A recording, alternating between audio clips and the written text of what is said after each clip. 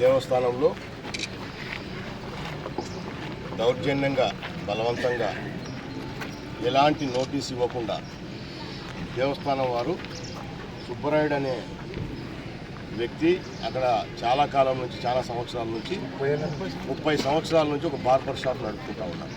పేదవాడు దేవస్థానానికి రెంట్ కూడా కడుతున్నాడు. అది టెంపరవరీ షాపే, రెంట్ కూడా కడుతున్నాడు. బకాయిలు కూడా పెద్దగా ఏం లేవు.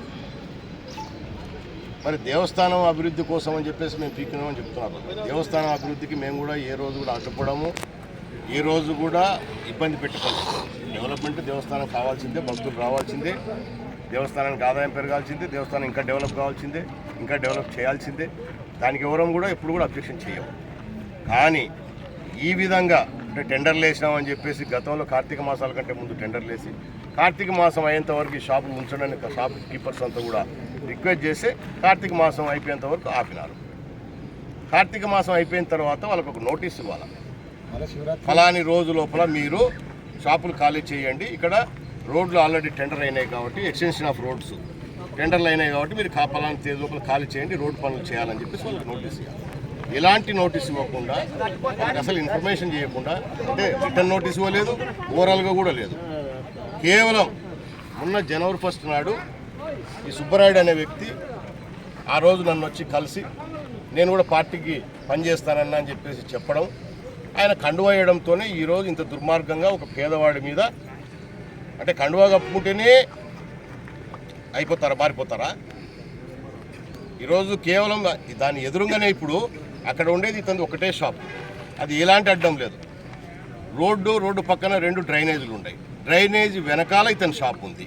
మరి వీళ్ళేమో డ్రైనేజీ వెనకాల కూడా రోడ్డు వేస్తామంటున్నారు. ఎంతమంది రోడ్డు వేస్తారు ఇప్పుడు అవన్నీ కూడా డీటెయిల్స్ ఎస్టిమేషన్స్ తీసుకున్నాము, దానిని ఏమో వదిలిపెట్టేది లేదు. మరి రోడ్డుకు ఇతను ఒక సైడ్ ఉంటే ఇంకొక ఆపోజిట్ సైడ్లో డ్రైనేజ్ యువతలనే ఉన్నాయి ఇంకా షాపులు. మధు అనే అతను ఏం పేరు మీద ఉంది, అది రామయ్య గౌడు, ఏమవుతాడు ఆయనకు వాళ్ళ తండ్రి. దాదాపు 2017 సంవత్సరం నుంచి ఈరోజు 2024 వచ్చేసింది. 2017 సంవత్సరం నుంచి 2023 మొన్న డిసెంబర్ వరకు కూడా ₹1 కూడా అద్దె చెల్లించలేదు, సింగిల్ ఎన్పి.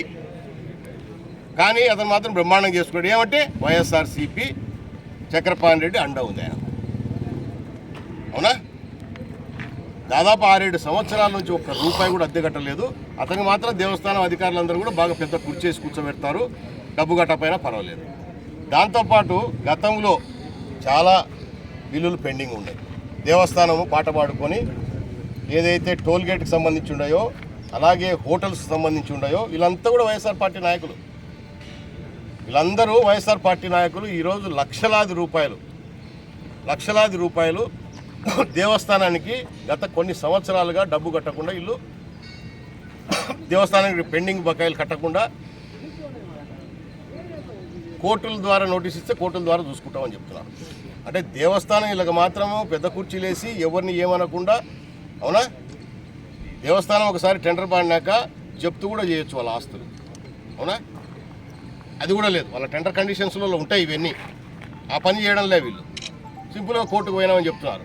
కోర్టులో ఈ కేసు తెగేటప్పుడు వీళ్ళు డబ్బు కట్టేది లక్షలాది రూపాయలు. ఎవరినైనా వీళ్ళు వీరారెడ్డి, ఈయన పెద్ద నాయకుడు వైఎస్ఆర్ పార్టీలో, అవునా? పుల్లయ్య గోపవరం, ఆయన ఒరిజినల్ పేరేంది? నాగేంద్రుడు అలియాస్ పుల్లయ్య, అవునా? నాగేంద్రుడు అలియాస్ పుల్లయ్య గోపవరం, వీళ్ళంతా లక్షలాది రూపాయలు పెండింగ్ ఉన్నారు. ఇంకొక ఆయన అన్నపూర్ణ హోటలు, అవునా? ఈయనకి ఇచ్చింది, ఈయన ధర్మకర్తల మండలి సభ్యుడిన, దేవస్థానము ధర్మకర్తల మండలి సభ్యుడు మల్లికార్జున. ఈయన షాపు సైజు 80-50, ఇప్పుడు చూస్తా 80-50 సైజు ఇచ్చినాడు వీళ్ళకు. ఈయన కూడా లక్షలాది రూపాయలు దేవస్థానం పెండింగ్ ఉన్నాడు. అట్లాగే బాలాజీ హోటలు రమేష్ అని, ఆయన పెండింగ్ ఉన్నాడు. మళ్ళీ వీళ్ళ కనపడడం లేదు. పేదవాడు, అవునా? ఆ షాప్కి ఎవరన్నా వస్తే క్షౌరం చేయాలా, ఎవడు రాకుంటే ఖాళీగా కూర్చోాలా, అయినా బాడెకి కడుతున్నాడు. వీళ్ళ మీద దౌర్జన్యం చేసి తీసేస్తావా? అందుకే దేవస్థానం అధికారులకు చెప్పినాను, గతంలో మేము ఎప్పుడు కూడా అధికారులకు గౌరవం ఇచ్చి మర్యాద ఇచ్చినాం. ఈరోజు వాళ్ళ మర్యాదలు గౌరవాలు పోగొట్టుకుంటున్నారు. అంటే వీళ్ళు అనుకుంటున్నారు ఏ ప్రభుత్వం వచ్చినా మా పని జరుగుతుందిలే అని చెప్పేసి. రేపు అధికారంలోకి రాబోతున్నాం, రేపు చూపిస్తాం వీళ్ళకి ఏం చేయాలనేది. అంటే వీళ్ళందరూ కూడా కుమ్మక్కైతేనే కదా వీళ్ళతో, లేకపోతే ఎందుకు రావు డబ్బులు, ఎందుకు రావు చెప్పండి. మళ్ళా పెద్ద కుర్చీలు వేసి కూర్చోబెడతారు వీళ్ళు వస్తే. బాడే గట్టి ఎగ్గొట్టిపోయిన నాయనలు వీళ్ళు, బాడే కట్టకుండా దొంగ నాయనలు వీళ్ళు, అవునా, దేవునికి మోసం చేసిన వాళ్ళు. వీళ్ళని పెద్ద కుర్చీలు వేసి కూర్చోబెడతారు వీళ్ళు డకాయి అకౌంట్లల్లా. వీళ్ళకు చక్రపాణి అండ, వీళ్ళంతా భాగస్తులు, పార్ట్నర్స్. చక్రపాణి కూడా పార్ట్నరే, వాళ్ళ తమ్ముడు భువనేశ్వరుడు, వీళ్ళంతా పార్ట్నర్స్ దీంట్లో. ఈ పార్ట్నర్స్ కాబట్టి ఎవడు కూడా కోట్ల రూపాయలు వెన్నీ లెక్కేసి దాదాపు 1.5 కోటి వస్తుంది. ఈ డబ్బులలో ఎవరు కూడా కూర్చున్నారు. వీళ్ళు పెద్ద అధికారంలో ఉన్నామని పెద్ద పొడుస్తాం అనుకుంటున్నారు రోజు రోజుకు. అయిపోయింది వైఎస్ఆర్ పార్టీ పనిగా, ఏం లేదు. ఈ 2 నెలల సినిమా ఏం లేదు, ఎత్తిపోయింది సినిమా. అయినా కూడా బెదిరిస్తున్నారు. రేపు ప్రభుత్వం అధికారం వాళ్ళ పార్టీ రాదని తెలిసి కూడా బెదిరిస్తున్నారు ఈ నాయకులు. చూడ ఆయన ఎట్లుందో. ఇలా బెదిరింపులకు ఏం భయపడము. రేపు సాయంకాలం లోపల దేవస్థానం అభివృద్ధిలో భాగంగా చర్యలు తీసుకుంటే మేము కూడా ఎప్పుడు అడ్డం చెప్పము, ఓటు చేయము. పేదవాళ్లకు ఇంకొక చోట స్థలం చూపించమని అడుగుతాం, వాళ్ళు బ్రతికేదానికి అవకాశం కల్పించమని అడుగుతాం. దేవస్థానం అభివృద్ధి జరగాల్సిందే. రేపు సాయంత్రం లోపల మిగతా షాపులు గిన అక్కడ తీసేయకుండా కేవలం సుబ్బరాయుడిది మాత్రమే అట్లే ఉంటగిన ఎల్లుండి ఉదయం ఇదే అధికారులను అడిగి ఈడ్చుకొచ్చి షాప్ వేపిస్తాం. వీళ్ళేయాల్సిందే. ఎల్లుండి ఉదయం ఎన్ని కేసులు పెడతారో పెట్టుకోమను, ఎన్ని కేసులు పెడతారో పెట్టుకోమను. రేపు లోపల అధికారం వీళ్ళు అభివృద్ధిలో భాగంగా మిగతా తొలగించకుండా ఇతన్ని మాత్రం ఇబ్బంది పెడితే ఖచ్చితంగా ఈ పని చేసి తీరుతాము. రెండోది, వీళ్లకు బెదిరిస్తే ఏం బెదిరిస్తా, భయపడాకు, నేను వస్తాను కదా, నీకేం భయపడాల్సిన పని లేదు. అనుకుంటారటరా.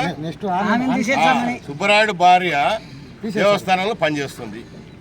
నువ్వు ఏదన్నా ఎక్కువ చేస్తే నీ భార్య ఉద్యోగం కూడా వీకేస్తాం. మళ్ళీ బెదిరియడం ఈ వైఎస్ఆర్ పార్టీ నాయకులు, దేవస్థానం అధికారులు, నీ భార్య కూడా వీకేస్తాం. ఎంతమందిని వీకేస్తారు? వీళ్ళని కూడా వీకేస్తాం కదా. రేపు ఎవరు వీకేయాలా? రేపు నీ భార్యను ఉండు బా, నీ భార్యను ఎవరిని వీకేయాలా? ఇల్లే కదా, అధికారులే కదా. ఏం రీజన్ చూపించి పీకేయాలి కదా ఆమెను. పీకేని రేపు వీళ్ళని పీకుతుందా? రేపు వీళ్ళని ఇడిచిపెడతాం అనుకుంటున్నావా? రేపు వీళ్ళనేమన్నా ఈవోని ఇడిచిపెడతాం అనుకుంటున్నావా? ఎవరినేమి ఇడిచిపెట్టేది ప్రసక్తే లేదు. ఇది జరిగి తీరాలి. ఎవరికైతే ఇప్పుడు అన్యాయంగా షాపులు తొలగించావో ఆ షాపులకు వాళ్ళకు కూడా స్థలాలు చూపించాల్సిందే. బ్రతకడానికి మళ్ళీ అవకాశం కల్పించాల్సిందే.